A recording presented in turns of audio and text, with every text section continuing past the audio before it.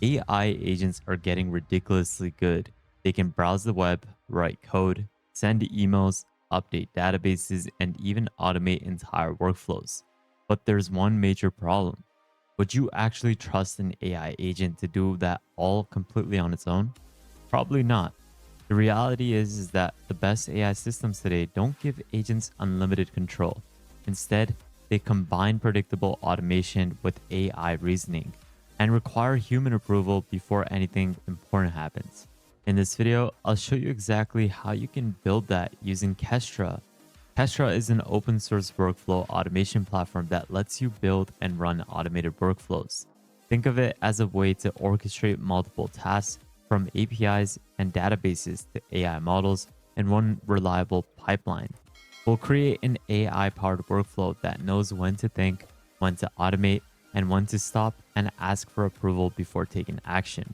Kestra is like an operating system for AI workflows because instead of letting an AI agent run everything on its own, Kestra can manage the entire process with handling the predictable steps, calling AI only when reasoning is needed, and allowing a human to approve important actions before anything happens. So it is super simple and you can get started completely for free with the links in the description below. And I know you may be wondering, why not just use N8N? Well, because a drag and drop canvas isn't just code. In Kestra, the whole workflow is a YAML file. You version it in Git, review it in a PR, deploy it through CI/CD, and roll it back when it breaks. You can run Python, Node, Go, and Bash natively inside a task instead of just wrapping everything in a custom node. And when something fails, you can get full execution history, replays, as well as backfills, and not just the canvas that you rerun by hand. And the thing is, Kestra is open source, and this is something that allows you to host it for free. And there is even an enterprise edition when you need SSO, RBAC, and support at company scale. Now, to get started with Kestra, you can self-host it with either Docker or Kubernetes, and everything in this video runs locally without requiring a Claude Kestra account. And that is the beauty of this. This is where you can build reliable workflows using YAML, and the workflows are declarative, which means the entire automation exists in a file that can be versioned, reviewed, and deployed like normal code. You can get started with macOS, Windows, or Linux, and I'll showcase this exact three-step process. Also, something to note is that it includes more than 1,800 plugins for services like GitHub, Slack, databases, and cloud platforms. But more importantly, Kestra includes AI agents and human approval steps as native workflow tasks. It's also language agnostic. You can run Python, Bash, Node.js, Go, or essentially anything that can run inside your computer. If you want the best AI tools, workflows, and drops before everyone else, join my free newsletter with the link in the description below, which is completely free. Now, to install this, if you're following through with the Windows step-by-step process, I'll leave all these links in the description below, but you'll need to have Docker Desktop installed and just make sure you have Docker Desktop running on your computer. You can verify that by clicking on the toolbar, and to verify that it is actually running, just hover over that icon and it should say Docker Desktop running. Once that is fully functional on your computer, I'll leave a doc to this in the description below. And this is where it's going to give you a couple of commands for downloading it with Docker Compose, which I believe is going to be really fast. Since I am on Windows, I am going to copy this, open up my PowerShell. Once I have it opened up, and paste in this command. Afterwards, we can launch Kestra using the docker compose up command. And this is where it is going to now open it up within our local host. Now, I already have it running and I already pulled it using Docker beforehand to save some time. But now I can open this up within my local host. So if I am to open up my browser, I can paste in this link to go over to my local host and it should open up Kestra. Now, if it is your first time using Kestra, it will prompt you to sign up with an account. I already have an account, so I can simply go ahead and log in. And this is the main dashboard of Kestra. Now, one thing I want to show is that it has an AI copilot. Obviously, Kestra is code first for engineers, but the copilot speeds things up rather than replacing missing technical skills. That will help you turn any idea that you have into a workflow. This is more for people who don't have the technical capabilities to get started with Kestra, and they just want to simply type in a couple of words to get their workflows fully generated. But here's also a quick tour of everything. We have flows, which contains every workflow that you have created. Executions is where it shows you every time a workflow has run and what happened during each individual task. The logs are going to let you inspect the outputs and troubleshoot anything that goes wrong. You even have blueprints, and this is going to contain custom blueprints, flow blueprints. These are essentially ready made workflow examples that you can copy and customize instead of just starting from scratch. You also have plugins like we had mentioned before. You have over 1800 plus plugins that is containing Kestra's available integrations, and this will overall enhance your workflow so much more. But the most important area is the workflow editor. To open up the workflow editor, head over to Flows, click on Create.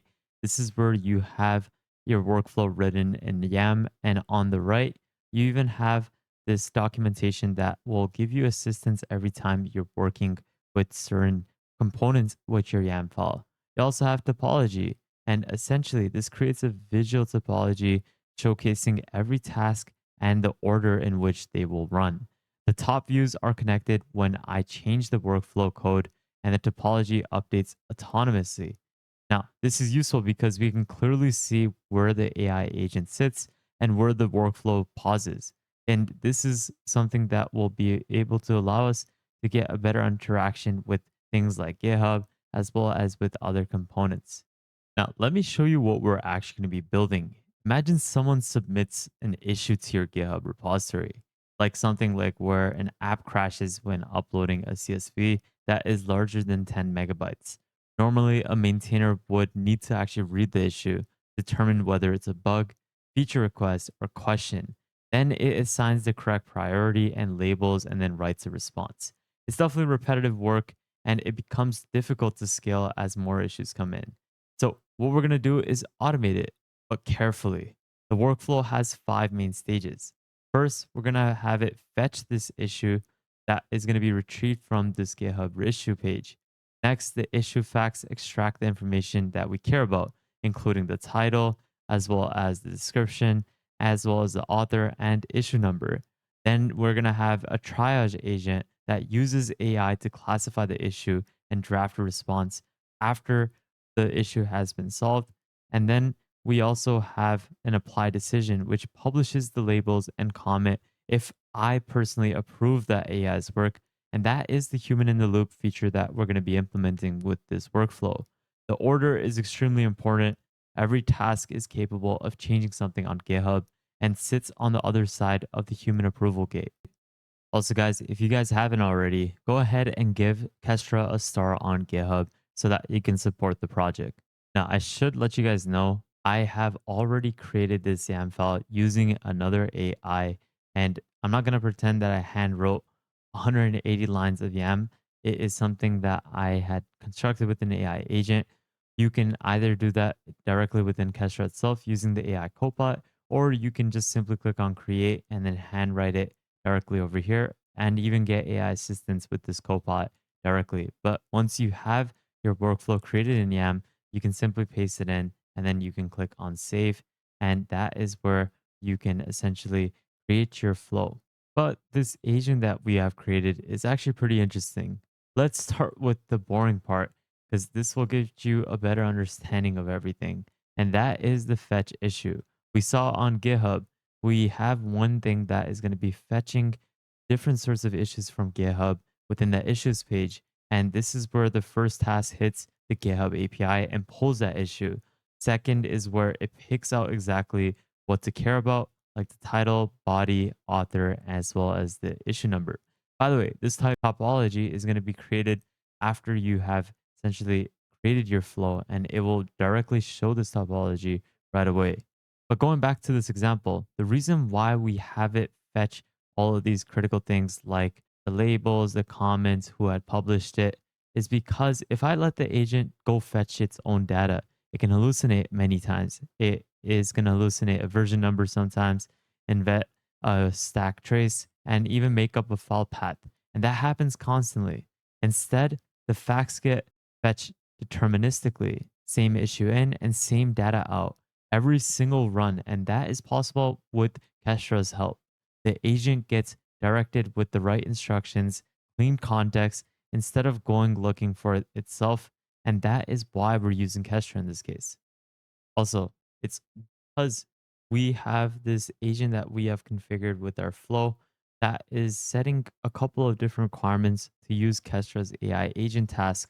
And essentially, we're passing it into the issue data from the previous steps and then asking for four different things like the classifying, the bug approach, then the feature request from that GitHub issue, or even a question and then giving it a priority.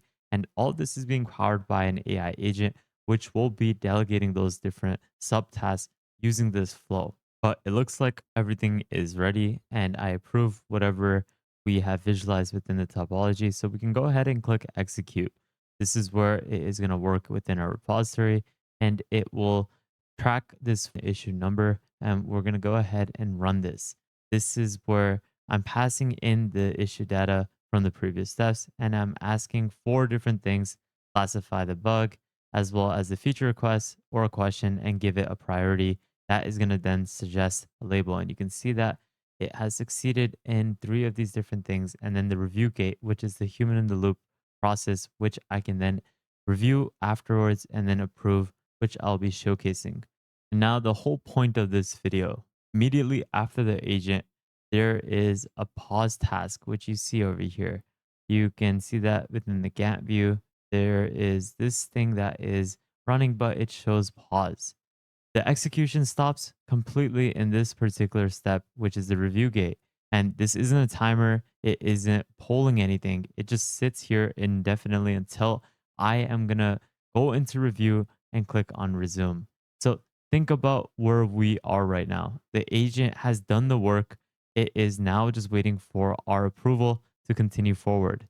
Now, if I am to go back and look at the flow in this case, that can actually help us get a better understanding of this whole process because the tasks can reach GitHub are the things like outside of this gate.